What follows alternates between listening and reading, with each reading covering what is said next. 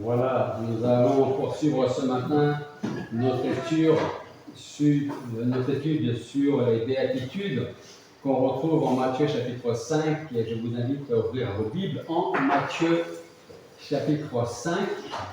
Et ce matin, nous allons voir la deuxième et dernière partie de la première béatitude. La première béatitude nous dit quoi? Heureux les pauvres en esprit, car le royaume des cieux est à eux. Alors, pour ceux qui étaient là il y a 15 jours, est-ce que vous vous souvenez de qui sont les pauvres en esprit, ou peut-être ceux que les pauvres en esprit ne sont pas? Là, je vous pose une question un peu piège, c'était il y a 15 jours. Hein. Les pauvres en esprit reconnaissent leurs besoins de Dieu et ne sont pas d'être humbles. Voilà, être humble, on n'est pas orgueilleux, c'est reconnaître notre besoin de Dieu. Ok?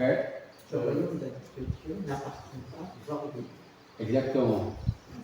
Ce que je voulais dire, c'est qu'on pourrait croire que ça s'adresse à ceux qui sont un peu simples, un peu stupides, et Ouais. c'est pas le cas. Exactement, voilà, c'est pas. Il faut être simple, mais pas stupide. Il faut être simple, mais comme je le dis souvent, être chrétien, ce n'est pas être crétin non plus.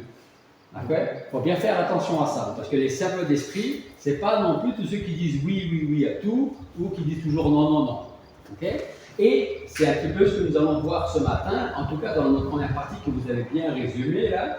Nous avons vu que ce que Christ voulait dire quand il parlait, quand il disait « Heureux les pauvres en esprit, car le royaume des cieux est à eux ». Et en fait, il parle des gens qui se savent, ou se savaient à leur époque, ou qui se savent aujourd'hui, totalement démunis de toute grâce, de tout mérite, en fait de tout simplement recevoir le royaume de Dieu, de recevoir le pardon des péchés. Être pauvre en esprit, on l'a vu il y a 15 jours, c'est admettre en fait sa faillite spirituelle devant Dieu. C'est confesser son indignité et son entière dépendance envers celui qui nous a donné son Fils Jésus-Christ. Mais j'avais aussi précisé que être pauvre en esprit, ce n'était pas manquer de courage. Parce que je pense qu'il faut du courage pour pouvoir se dire et dire aux autres, je ne mérite rien de la part de Dieu. Je suis tellement perdu et pécheur que je ne mérite rien. Il faut du courage pour dire ça. Donc, être pauvre en esprit, ce n'est pas manquer de courage. Nous avions terminé il y a 15 jours sur deux questions que nous allons voir ce matin. La première, c'est comment devenir un pauvre en esprit, si ce n'est pas le cas. Et la seconde question, comment devenir cet homme ou cette femme humble que Dieu déclare heureux. Alors, je commencerai par dire qu'il faut éviter les contrefaçons. Aujourd'hui, on vit dans un monde où tout est contrefait. Quand on se balade en Espagne, dans les rues, on ne voit pas à Cahors, mais vous pouvez, j'imagine, le voir sur Toulouse, dans les grandes villes, à Paris, à Bordeaux. Vous avez des gens qui vous vendent des super baskets de super marques, mais 10 fois moins cher que dans le commerce. On doute bien que même si ça ressemble à une belle basket Nike ou Adidas ou le coq sportif, il faut en citer au moins 3, au prix que la personne va nous vendre, on se doute bien que c'est une contrefaçon et que ce n'est pas vrai.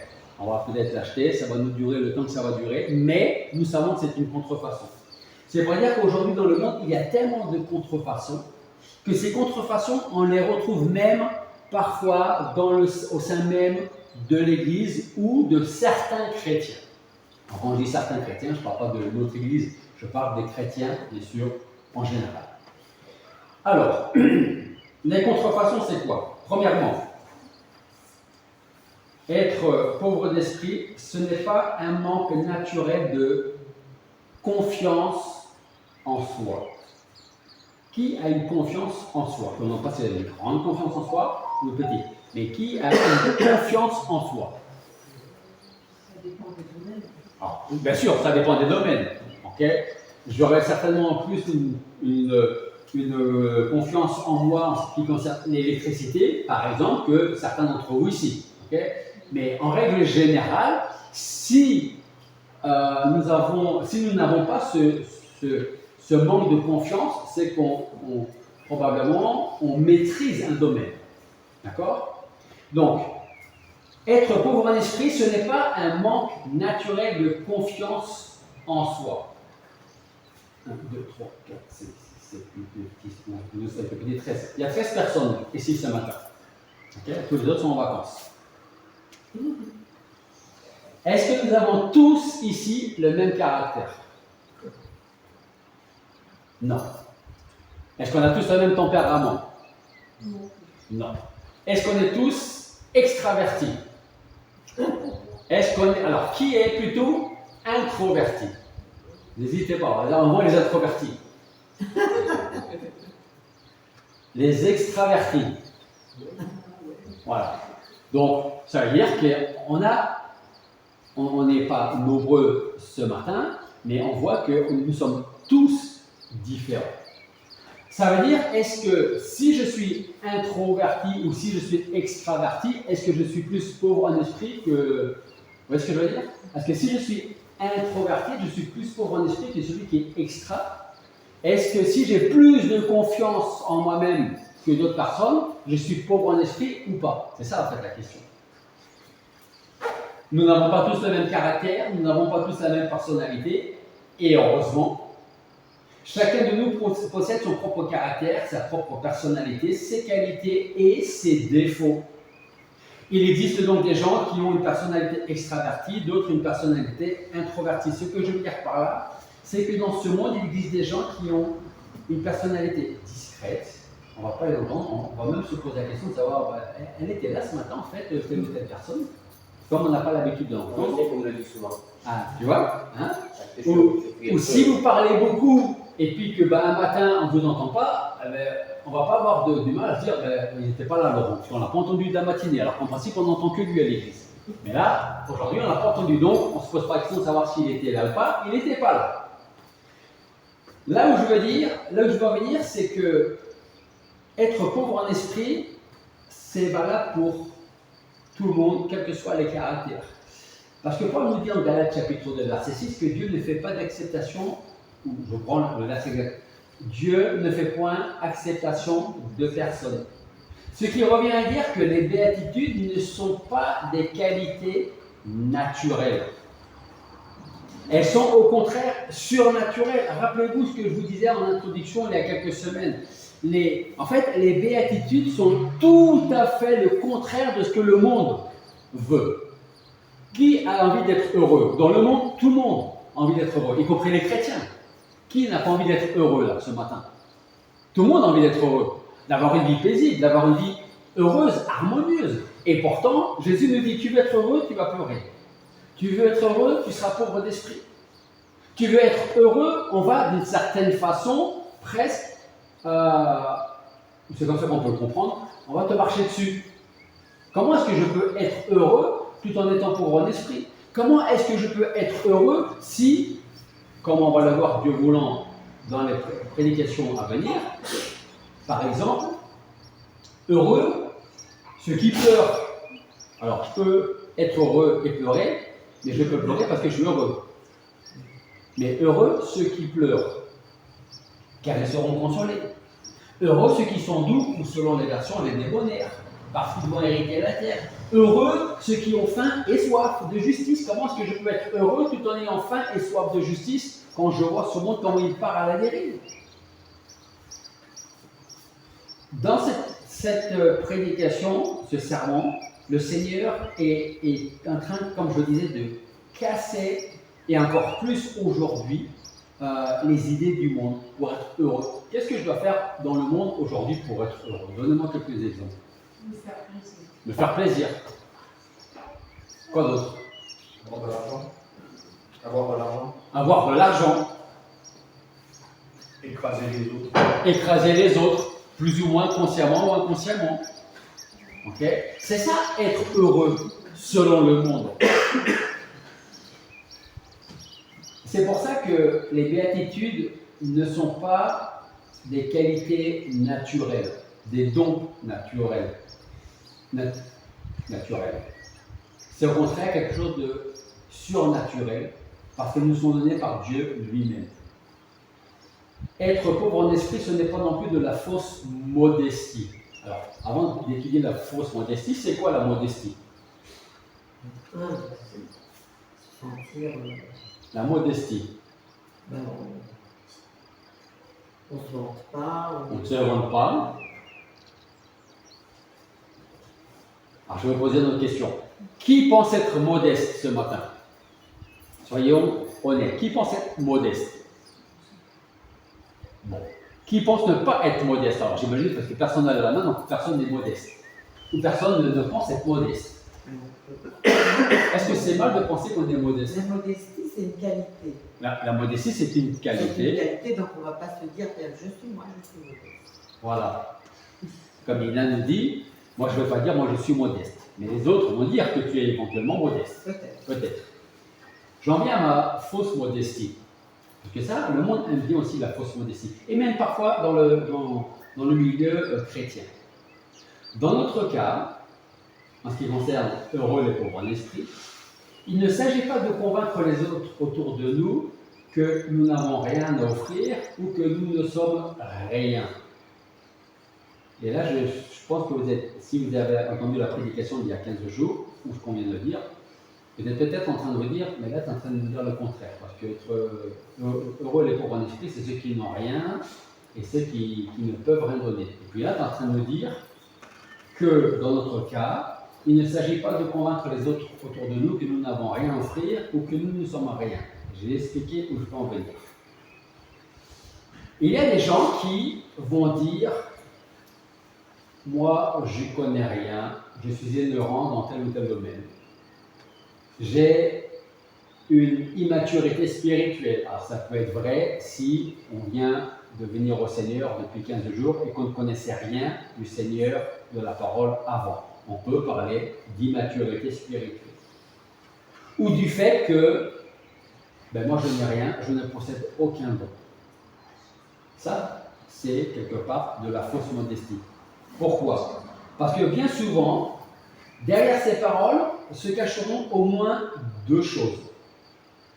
La première, il arrive que ceux qui parlent ainsi d'eux-mêmes, je n'ai rien, je ne suis rien, je n'ai aucun don, cherchent en fait à se valoriser aux yeux des autres ou à attirer l'attention des autres. Certains iront même jusqu'à dire le contraire de ce qu'ils pensent vraiment. Parce qu'en réalité, ils espèrent secrètement qu'on va leur répondre « Mais si, ne t'inquiète pas, tu n'es pas sans valeur, tu as des qualités uniques, tu as une maturité que peu possèdent. » Vous savez,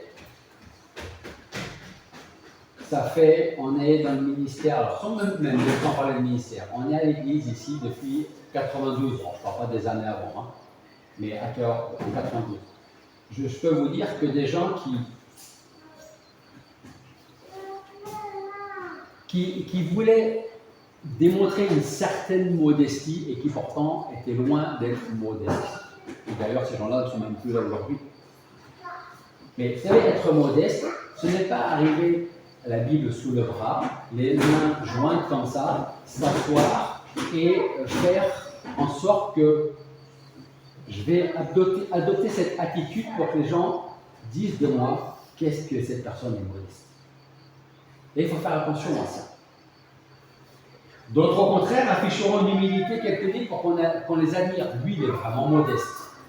Et je connais des gens qui étaient là, qui ne sont plus là, de qui on aurait pu dire cette personne est vraiment modeste. Mais quand on connaît la vie de la personne après par l'arrière, elle est loin d'être modeste. Et puis, il y a la fausse modestie qui est souvent malhonnête. Le faux modeste manquera toujours de gratitude, et Dieu fait bien les choses parce qu'il y avait l'étude de la semaine dernière, avec la suite aujourd'hui que Sylvain a apportée, et que Dieu voulant, on aura la suite encore la semaine prochaine, mais où le faux modeste manquera toujours de gratitude. Et en plus de cela, il négligera les dons que Dieu lui a accordés. Celui qui dira « je n'ai rien à offrir car je ne suis rien ni personne », non seulement n'est pas dans la réalité, mais encore une fois, il néglige les dons que Dieu lui a accordés. Heureux les pauvres en esprit, ça ne veut pas dire que vous n'avez pas de dons. tout le monde a au moins un don que Dieu lui a donné. Et c'est là que j'en reviens au fait que vous êtes peut-être en train de vous dire, la dernière fois, tu affirmais le contraire en disant que le pauvre en esprit affirmait ne rien posséder, ne rien être aux yeux de Dieu. Et c'est vrai, c'est ce que j'ai dit et c'est ce que j'ai rappelé ce matin. Mais en fait, il n'y a aucune contradiction dans mes paroles parce que la dernière fois, je vous parlais de celui qui n'est rien et qui n'a rien sur le plan spirituel pour apporter à Dieu, pour que Dieu dise « Toi, tu mérites de recevoir mon salut ». Je voulais parler et je parlais de celui qui reconnaît sa faillite spirituelle, qui dit « Je ne mérite rien ». Vous connaissez l'histoire, la parabole du pharisien et du publicain, quand on trouve dans la parole de Dieu. Vous en avez un, les deux arrivent à la synagogue, les deux prient, mais prient du verbe prier, mais une prière tellement différente. Il y en a un qui dit « Ah Seigneur, je te remercie parce que je ne suis pas comme le reste des hommes. Je ne suis pas comme lui, miséreux. Moi, je viens, je donne ma dîme, je donne mes offrandes, je lis ma Bible. » Et puis vous avez l'autre, le publicain, qui dit, qui regarde qu'à lui-même, il ne regarde pas aux autres, à lui-même qui dit bah, « Seigneur, je ne mérite même pas d'être là. » Parce que, pourquoi? Parce que je suis tellement pécheur que je ne mérite même pas que tu penses même une seule seconde à moi. C'est ça la différence entre la fausse modestie et celui qui est réellement pauvre en esprit. L'apôtre Paul, par exemple, est-ce que vous pensez qu'il était modeste? Avant qu'il s'appelle Paul, est-ce qu'il était modeste? Non. Peut-être pas, hein? Une fois qu'on l'a nommé Paul, est-ce qu'il était modeste? Très bien. Il s'est repenti. Je suis le pire de sa cause. Est-ce qu'il était humble d'esprit? Un peu d'esprit, parce qu'il reconnaissait son péché. Oui. Ok. Oui, oui. Les autres n'ont pas l'air convaincus, ou alors ils ne savent pas peut-être. Hein? Paul disait que le bien n'habite pas en lui. Il dit le bien que je veux faire, je ne sais pas le faire, et le mal que je ne veux pas faire, eh bien, malheureusement, je le fais. Ça ne veut pas dire qu'il acceptait. Ça ne voulait pas dire, comme je n'ai pas le choix, eh bien, je vais continuer à vivre comme ça, et puis ben, si j'arrive à faire le bien, tant mieux, et puis si je continue à faire le mal, eh bien, tant pis, de toute manière, je ne peux pas me changer. C'était pas ça, l'apôtre Paul. Il possédait de grandes, très grandes capacités. Il avait reçu une grande éducation. Il connaissait la loi mieux que n'importe qui. Il pouvait s'entretenir avec n'importe qui sur n'importe quel sujet. Je pense qu'aucune discussion autour de la Torah de Dieu ne lui faisait peur. Alors la question se pose, comment pouvons-nous savoir si Paul était un modeste, un vrai ou un faux modeste? Le faux modeste dira « je n'ai rien, je ne peux rien, et puis de toute manière, je ne sais rien ». Ça, c'est le faux modeste. Qui va en même temps négliger les dons qu'il a reçus de Dieu. Le vrai modeste dira « je sais que le bien n'habite pas en moi, mais c'est Christ qui vit en moi ». Le vrai modeste dira encore « je suis le moindre des apôtres ». Mais c'est ça qui est intéressant. Il dit, moi, Paul, je suis le moindre des apôtres. 3 points de suspension. Il dit, par contre, mais j'ai travaillé plus que les autres.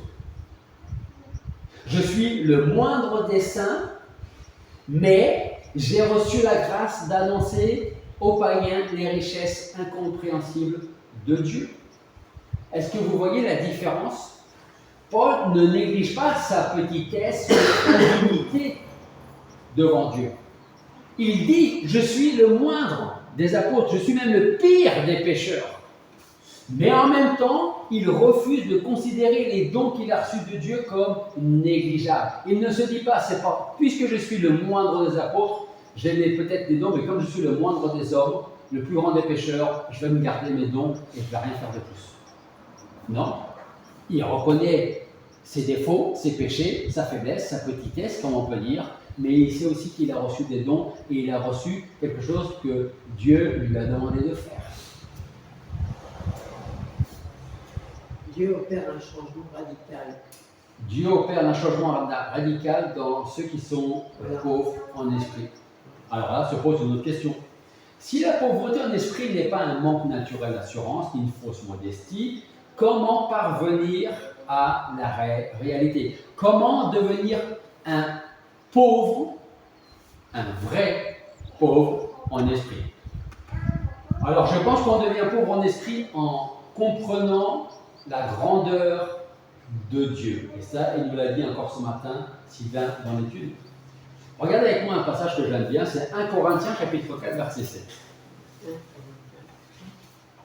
1 Corinthiens chapitre 4, verset 7.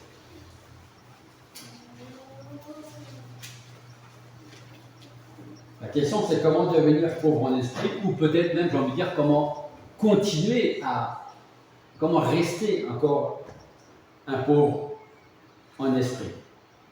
1 Corinthiens 4, 7 nous dit, car qui est-ce qui met de la différence entre toi et un autre? Et qu'est-ce que tu as que tu ne l'aies reçu? Si tu l'as reçu, pourquoi t'en glorifies-tu comme si tu ne l'avais pas reçu? J'aime bien ce verset parce que ce verset englobe tout ce que nous pouvons posséder. La santé, le travail, une maison, une famille, une voiture, tout, y compris le salut, notre argent, tout. La pauvreté en esprit naît du verbe naître, de la compréhension de la grandeur de Dieu. Et c'est exactement ce que Paul nous rappelle dans ce passage. Qu'est-ce que tu as que tu n'as pas reçu? Et Dieu fait bien les choses parce que dans l'étude de Sylvain de ce matin, on parle de ces choses qu'on ne voit même plus, qui pour nous sont des choses normales. Je vais chercher mon pain, je sors mon porte-monnaie ou ma carte bleue, je paye, je rentre à la maison et je vais manger ma baguette. Ou des croissants, c'est dimanche aujourd'hui. Ou des chocolatines, ou des pains raisins pour ceux qui nous viennent du Nord. Et puis c'est normal. Et on oublie qui nous permet de faire ça. Et Paul dit, tout ce que tu as, tout ce que tu possèdes, qui te l'a donné? Qui? En fait, c'est la grandeur de Dieu qui révèle notre petitesse. Lorsque Moïse, on en a parlé il y a 15 jours, Moïse, Gédéon, David, Ésaïe ou encore Pierre se sont approchés de Dieu, ils ont tous réagi de la même façon, de la même manière. Ils ont pris conscience de leur péché, de leur petitesse. Moïse a dit, qui suis-je moi pour aller vers Pharaon? Ésaïe a crié, malheur à moi parce que je suis perdu. Pierre a supplié Christ en lui disant, éloigne-toi de moi Seigneur parce que je suis un homme pécheur. Pourquoi? Parce que plus en fait on s'approche de la gloire de Dieu, plus notre pauvreté spirituelle ressort. Ou en tout cas, devrait ressortir. Et vous savez quel est notre défaut, notre problème chez nous chrétiens, quelles que soient les dénominations, c'est qu'on s'approche de Dieu comme on pourrait s'approcher d'un pote. D'un pote. Avec qui on va boire un coup, avec qui on va aller au cinéma. Voilà. Et on a, plutôt que moi, je m'élève vers Dieu, je vais chercher Dieu et je l'abaisse jusqu'à moi. En fait, je fais tout simplement le contraire de ce que je suis censé faire. C'est ça le problème. Dieu n'est pas un pote. C'est pas un ami. C'est Dieu. 3 fois saint. C'est notre Père. Est-ce qu'on a le même? Alors, peut-être que je m'avance là sur un chemin qu'il faut peut-être éviter pour certains, mais je veux dire, si vous avez, est-ce que vous avez eu la même relation avec votre père que vous avez eu avec votre pote de l'école ou du lycée? En principe, non. En principe, il y a un minimum, c'est là que je dis que je devais marcher sur des autres, parce que je ne connais pas votre vie avec vos parents, donc je ne sais pas ce qui peut venir dans votre esprit maintenant. Mais en principe, on a un respect pour le père, mais comme pour la mère d'ailleurs. qu'on n'a pas avec avec d'autres personnes. Je n'ai pas le même respect avec mon père ou ma mère, que je n'ai plus aujourd'hui, les deux, qu'avec un de mes frères ou une de mes sœurs. Pourquoi? Parce que mon frère, c'est pas mon père, et mon père n'est pas ma sœur. Et c'est aussi peut-être pour ça, c'est ce que je vous expliquais pendant qu'on prenait le café, ça permettra à ceux qui nous écoutent de savoir que ben, j'avais ce sentiment qu'il y avait comme un laisser-aller dans l'Église. Et je me suis dit, ben, il y a peut-être des choses qui se passent ici, c'est peut-être ma faute, c'est peut-être je ne sais pas. Et quand on est en Espagne la semaine dernière, j'ai discuté avec le pasteur là-bas, qui, comme je disais à quelques-uns, en principe, sera là au mois d'août, il va prêcher au mois d'août, le 9 août. Il revient d'Allemagne et il va passer par là, il va prêcher ici.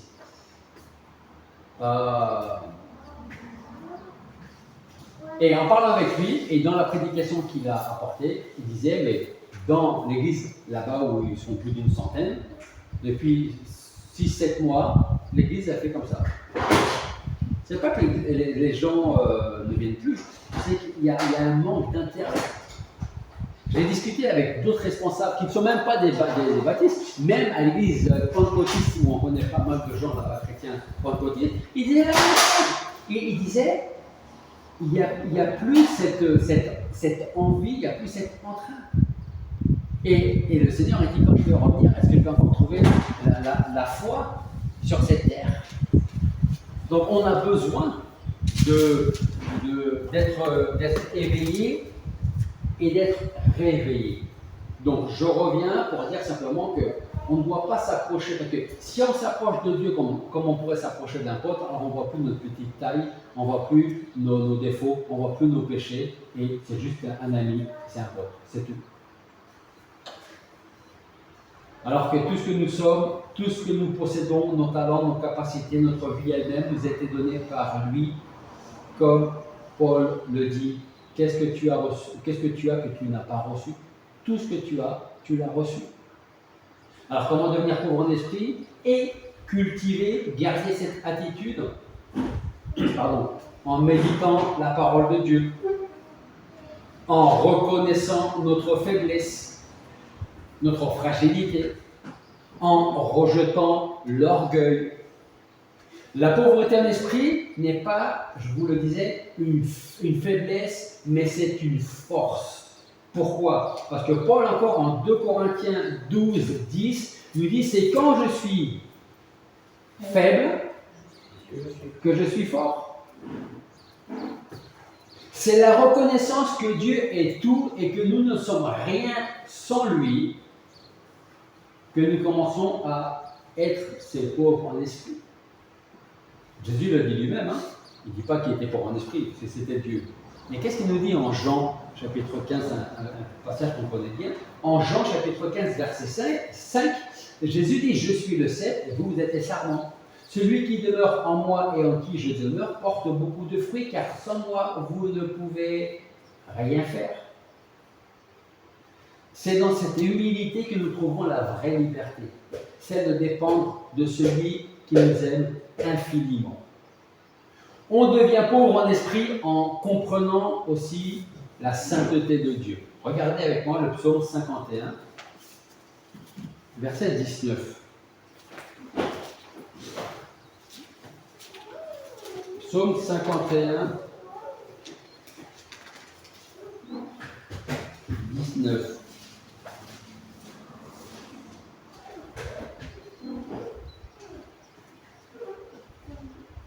Ce passage me dit, le sacrifice agréable à Dieu, c'est un esprit brisé.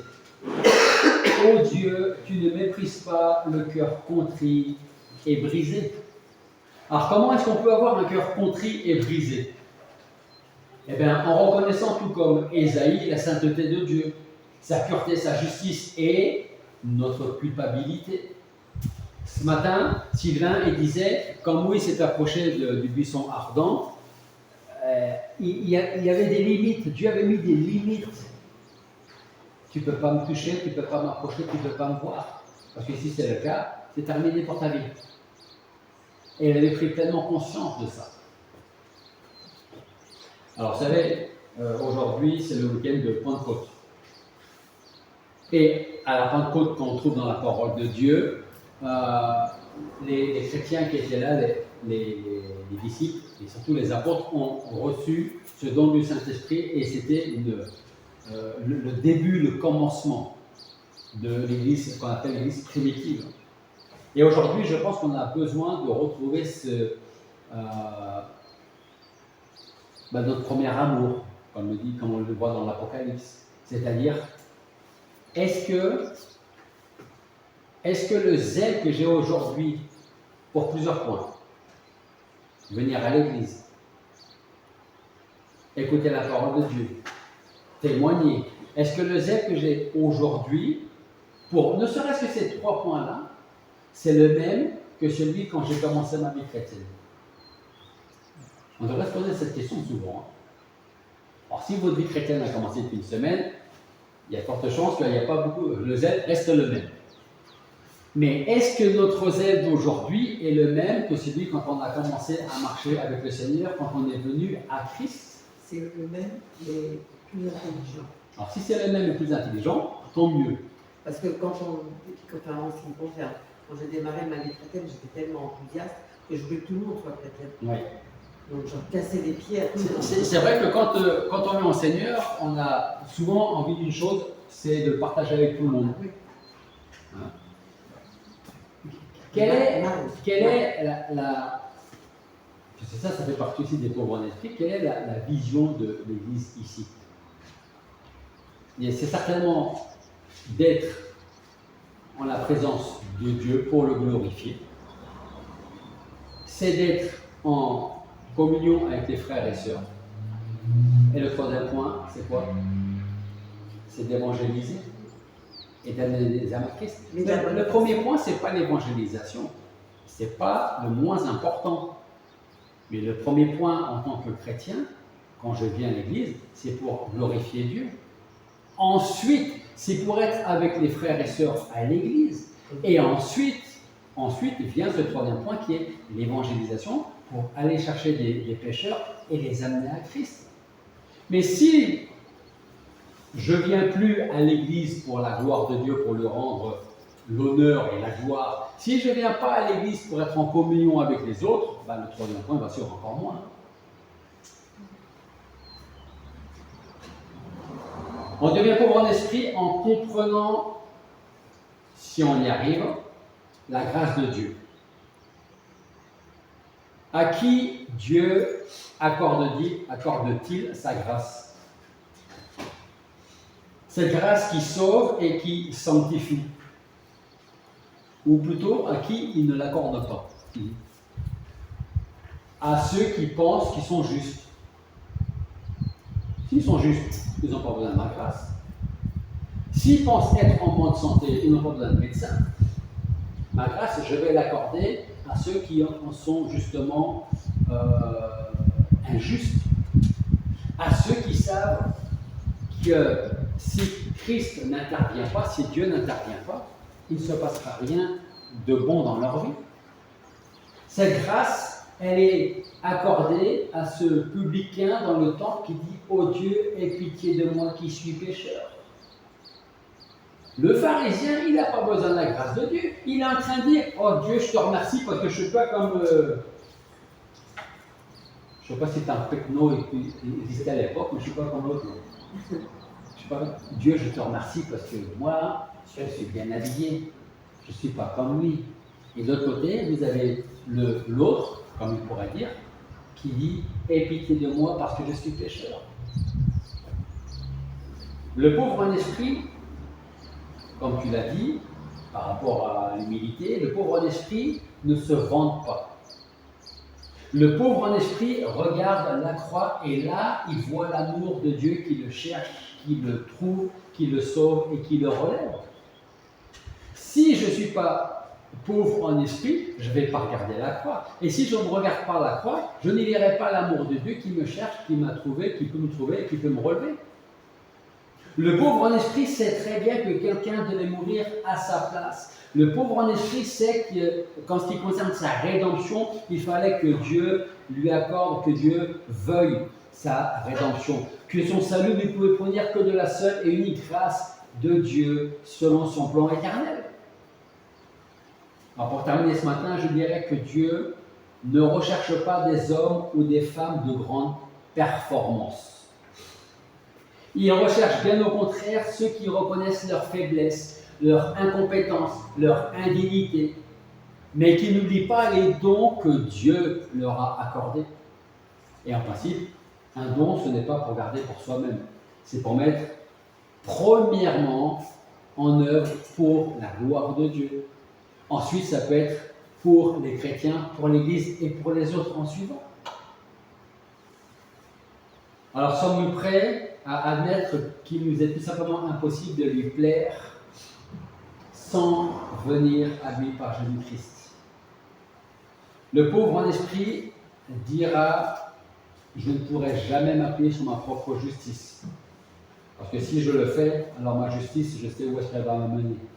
Je sais où elle va me conduire. Et ma propre justice, si je réfléchis bien à moi-même, eh ben, elle me condamne. Parce que qu'est-ce que je peux faire sans Dieu? Soyons donc des pauvres en esprit. Ça ne veut pas dire manquer de courage. Au contraire. Les pauvres en esprit, ce n'est pas la fausse modestie. C'est dire, je ne suis rien, mais maintenant que le Seigneur m'a sauvé, je suis précieux aux yeux de Dieu. Vous voyez la différence? Je suis pécheur, je ne suis rien. Même, je ne mérite même pas qu'il me regarde, qu'il pense même à moi. Mais du fait qu'il est fait, qu'il m'a donné Jésus-Christ, qu'il m'a sauvé, alors je deviens quelqu'un d'important à ses yeux. Je suis, Jérémie le dit, la parole de Dieu nous dit, je suis la prunelle des yeux de Dieu. C'est ça le pauvre en esprit. Prions. Père Céleste, nous voulons te remercier parce qu'aujourd'hui encore tu nous montres qu'être pauvre en esprit, ce n'est pas avoir une fausse modestie, ce n'est pas manquer de courage, mais c'est bien au contraire se dire, reconnaître que nous ne sommes rien spirituellement si nous devons nous présenter devant toi avec nos mains vides. Mais c'est parce que tu nous as aimés, que tu nous as donné ton Fils Jésus-Christ, qu'aujourd'hui nous t'appartenons et que nous sommes devenus importants et précieux à tes yeux. Alors merci pour cet amour, merci pour ta grâce que nous ne méritons pas. Merci pour ton salut en Jésus-Christ, merci pour ce que tu fais dans nos vies. Aide-nous à être heureux tout en étant pauvres d'esprit et à partager notre joie, notre bonheur avec ceux qui le recherchent dans ce monde, qui le recherchent dans des futilités. Alors merci Seigneur de continuer à faire grandir ton Église, à nous faire grandir individuellement et à mettre en œuvre les dons que tu nous as accordés pour ta grâce, pour ta gloire, pour l'édification de l'Église. Et sans ton nom, nous te prions. Amen.